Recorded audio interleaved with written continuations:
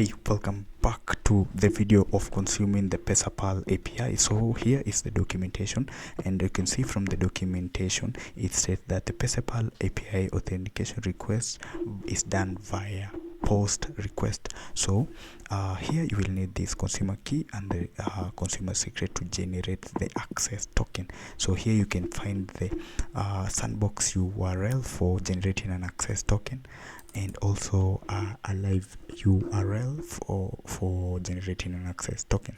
So for me here, I've already consumed that. For here I've already confirmed so that I can save time. I will just explain what the code is doing. So here you have this define. So I've used define so that we can know the state of the application. If it is sandbox or live, you can just put here sandbox, and then you can use here live.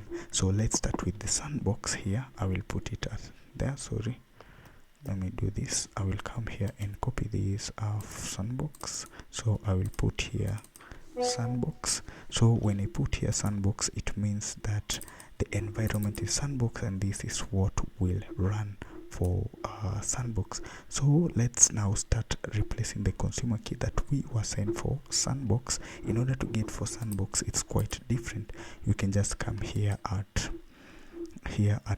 passport, then you can just come here, click here to download the test credential for sandbox demo. You can just come here and click here. Then you can see for Kenyan merchant you will get this for demo.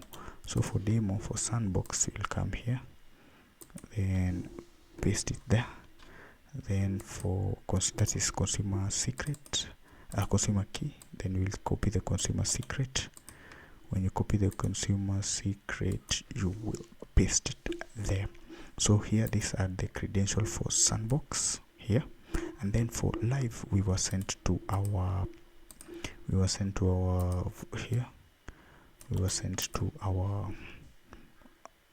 email. If you didn't see, you can check on the first video. Then I will paste it there. Then here I will come and take this consumer secret, then I will paste it there. So it means that here is for sandbox. So for generating for sandbox, I will just leave it as there. Then so we are testing it for sandbox, and I will just come here and echo this. When I echo this here, then we will reload the application by coming to localhost. Then the application name that we have, the folder name is Pesapal.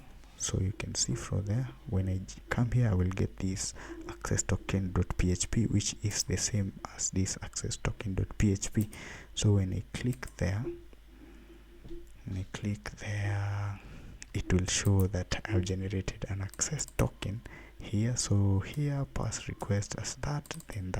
Then let me change the state of the application to be live, because I will be testing it on live here. So when I do this, when I take this and change it the state to live, we will test it if it will generate for live. So I will reload it like that, then see the access token has been generated successful for live. So I just need this access token here.